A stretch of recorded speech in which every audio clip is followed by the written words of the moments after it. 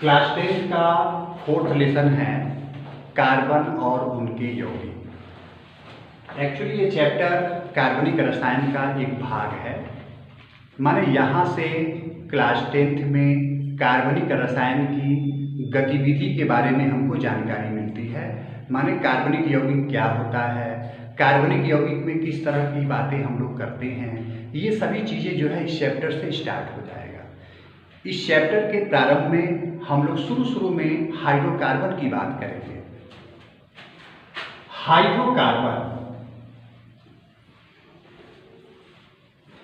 Hydrocarbon में दो word है, हाइड्रो और कार्बन।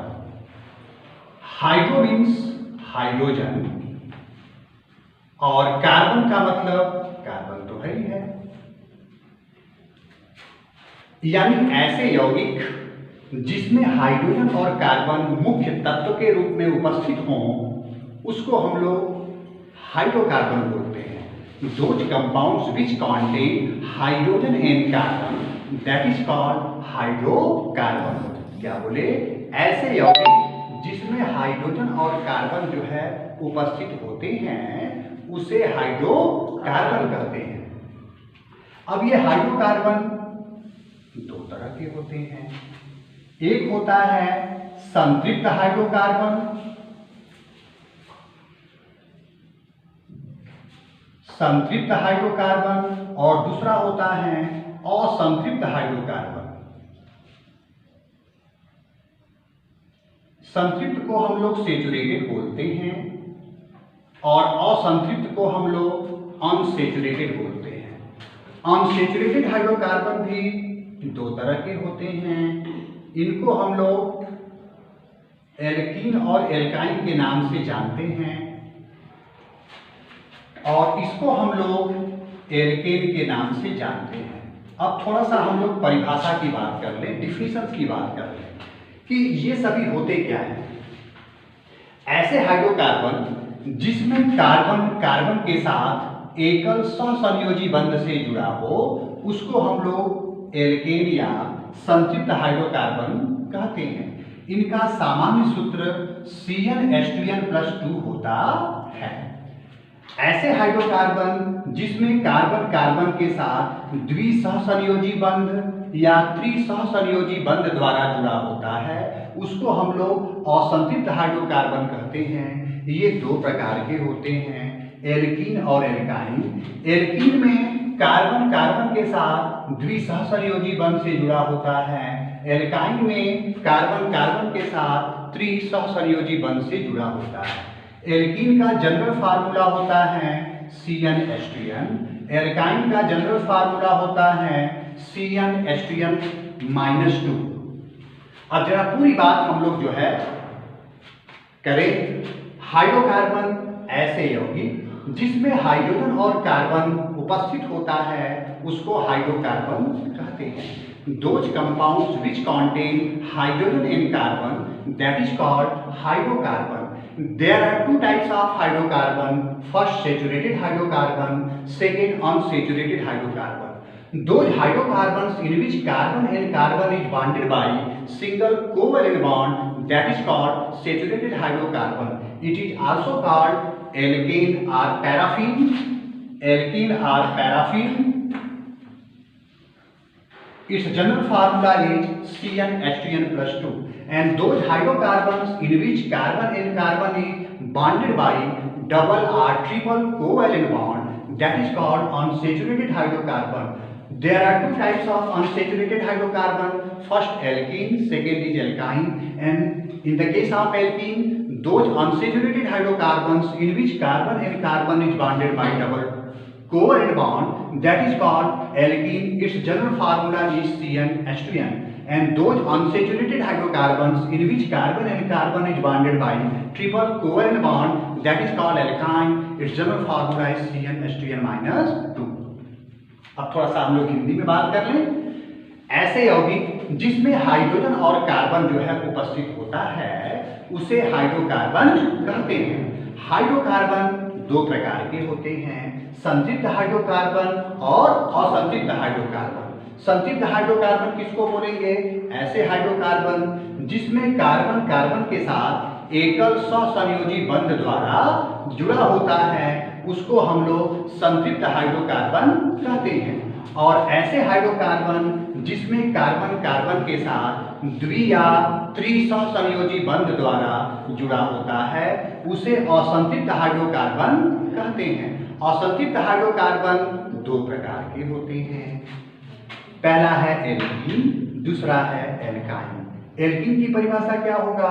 ऐसे असंतृप्त हाइड्रोकार्बन जिसमें कार्बन और कार्बन परस्पर द्विसहसंयोजी बंध द्वारा जुड़ा होता है उसे एल्कीन कहते हैं। इसका सामान्य सूत्र CnH2n होता है। और ऐसे हाइड्रोकार्बन जिसमें कार्बन और कार्बन परस्पर त्रिसहसंयोजी बंध द्वारा जुड़ा होता है उसे एल्काइन कहते हैं। इसका सामान्य सूत्र CnH2n-2 होता है। ये था इसका परिभाषा। अब थोड़ा सा हम लोग इसके नाम की बात करेंगे, नोमेनक्लेचर की बात करेंगे, स्ट्रक्चर की बात करेंगे, कैसे इसका नाम लिखा जाता है, कैसे इसकी संरचना लिखी जाती है। तो बात हम एल्केन से शुरुआत करते हैं। अभी हम लोग देखें कि एल्केन का सामान्य सूत्र है CnH2n+2। इसमें यदि हम n का मान 1 ले लें तो हम लोग नाम मिथ से शुरुआत करते हैं।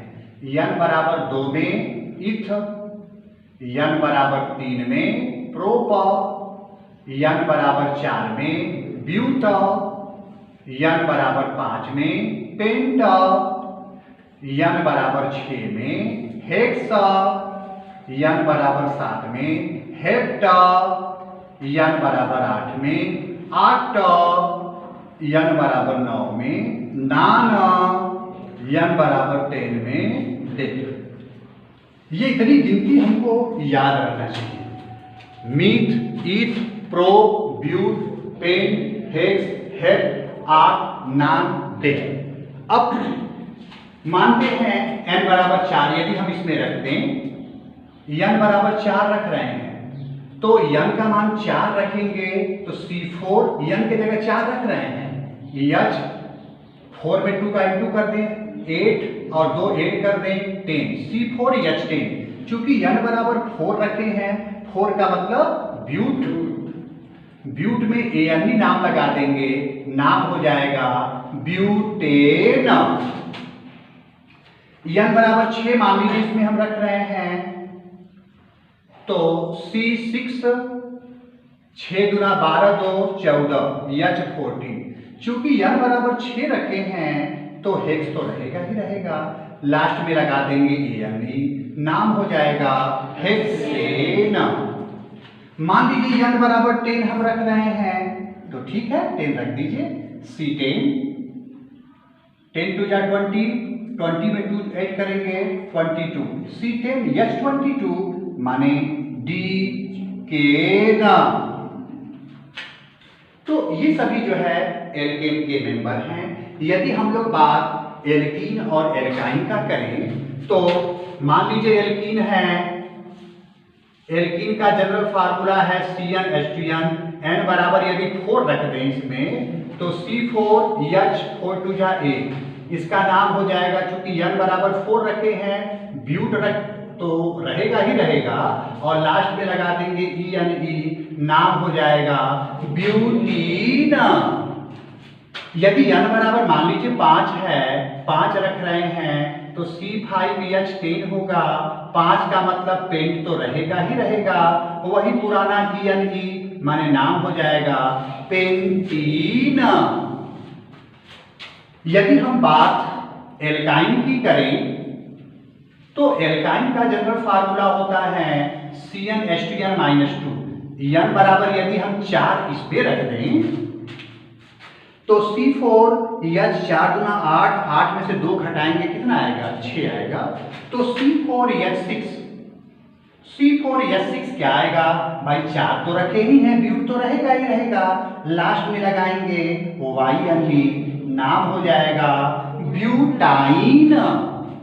मान लीजिए n बराबर 5 रख रहे हैं, इसमें n बराबर 5 रखेंगे क्या हो जाएगा C5H5 दूना 10 में से 2 घटा देंगे 8, चूंकि यन का मान 5 रखे हैं तो पेन तो रहेगा ही रहेगा, लास्ट में लगा देंगे आइन, नाम हो जाएगा पेंटाइन।